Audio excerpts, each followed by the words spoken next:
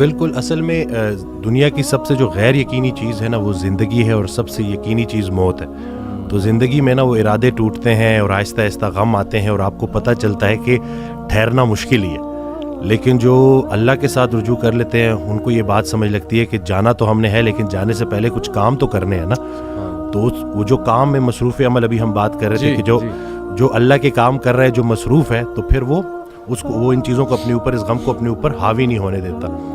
حضرت واصف رحمۃ اللہ ایک شعر پڑھا کرتے تھے کہ غم بھی گزشتنی ہے، خوشی بھی گزشتنی، کر غم کو اختیار کے گزرے تو غم نہ ہو.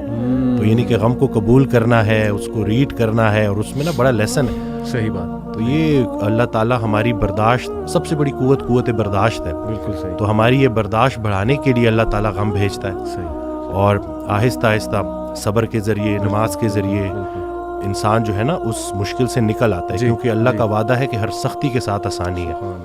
تو سختی کے بعد آسانی ہے.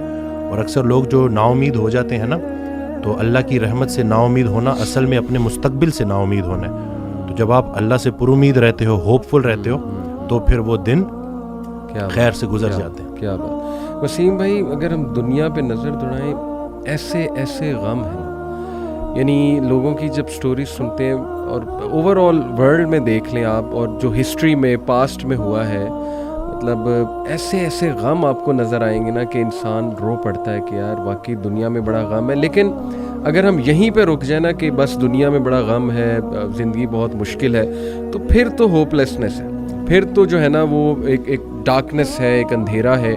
دیٹس وائی آئی سے ٹو پیپل کہ دیکھو جو ایتھیزم ہے وہ یہیں پہ رک جاتا ہے. وہ کہتا ہے کہ بس we are all here and we are doomed, اور بس ٹھیک ہے، سفرنگ بھی ہے، کیوس بھی ہے، ڈارکنس بھی ہے، اب کیا کر سکتے. بٹ جب تک اسلام ہمارے پاس ہے نا وسیم بھائی، دیکھیں اللہ سبحانہ و تعالیٰ نے پہلے ہی ہمیں بتا دیا، جیسے آپ نے کہا نا ایکسیپٹنس. اللہ نے ہمیں ایکسیپٹنس دلائی ہے کہ دیکھو اس کو ایکسیپٹ کرو کہ یہ دنیا ایک مشکل کی جگہ ہو، یہاں تمہیں مشقت کرنی ہوگی، اسٹرگل کرنی ہوگی. وی ول ٹیسٹ یو. ہم دیکھیں گے تم میں سے کون ایمان والا ہے. کبھی بھوک سے، کبھی خوف سے، کبھی خوف کا انفیکٹ ذکر ہے کہ خوف سے ٹیسٹ کریں گے. آئی تھنک انگزائٹی میں خوف کا ایلیمنٹ کافی جو ہے وہ حاوی ہوتا ہے.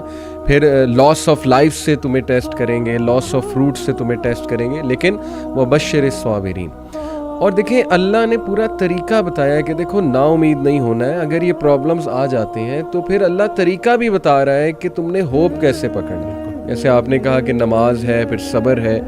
تو how amazing is the philosophy of our religion. بالکل سبحان اللہ. اور جو ایتھیسٹ جو نہ ماننے والا ہے، وہ میں اس کو یہی بولوں گا کہ وہ بیچارہ اللہ کی نعمتیں بھی استعمال کرتا ہے اور اللہ کو مانتا بھی نہیں ہے. سبحان. ٹھیک ہے نا. تو تحقیق جو ہے نا وہ آپ کو بعد میں وہاں پہ پہنچائے گی جہاں تسلیم پہنچائے گی آپ کو پہلے.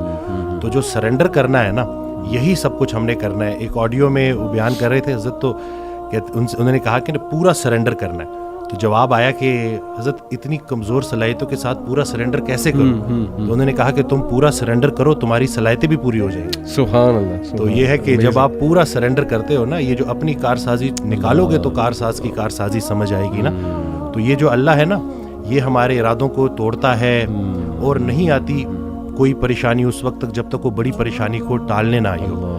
وہ ایک واقعہ سناتے تھے کہ ایک بندہ ایک اللہ والے کے پاس جاتا ہے اور کہتا ہے کہ میرا مکان نہیں بک رہا، تو دعا کریں. تو انہوں نے کہا کہ نہیں تمہارا مکان نہیں بکے گا، جاؤ. تو وہ بڑا پریشان ہوتا ہے. پھر دوبارہ جاتا ہے، کہتے ہیں کہ آپ دعا کریں. کہتے چلو میں دعا کر دیتا ہوں. وہ مکان بک جاتا ہے. تو وہ اس اللہ والے کے پاس جاتا ہے اور اس سے پوچھتا ہے کہ آپ جب میں پہلی دفعہ آیا تو آپ نے کہا کہ مکان نہیں بکے گا، اور جب دوسری دفعہ آیا تو آپ نے کہا کہ بک جائے گا. تو کہتے ہیں کہ پہلی دفعہ جب تم آئے تھے تمہارا ماتھا روشن لگ رہا تھا، تمہارے ماتھے پہ خوش قسمتی کے آثار تھے. دوسری دفعہ جب تم آئے تو تمہارے ماتھے سے بدقسمتی کے آثار آ رہے تھے، کیونکہ بڑا بدقسمت ہے وہ انسان جس کی زندگی میں اس کا گھر بک جائے.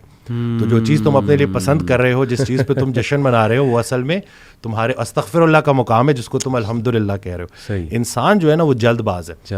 وہ کہتا ہے کہ بس میرے اللہ کو اپنے مطابق چلانا چاہتا ہے. صحیح بات. اور اللہ نے ہمارے لیے کتنی خیر رکھی ہوئی ہے، کتنی آسانی رکھی ہوئی ہے. ہمیں خوش کرنے کے لیے اللہ کے پاس اتنا کچھ ہے، لیکن ہم جلد بازی میں اور نا امیدی میں اس سے محروم ہو جاتے ہیں. اور شیطان جو ہے نا وہ ہماری رگوں میں خون کی طرح دوڑتا ہے.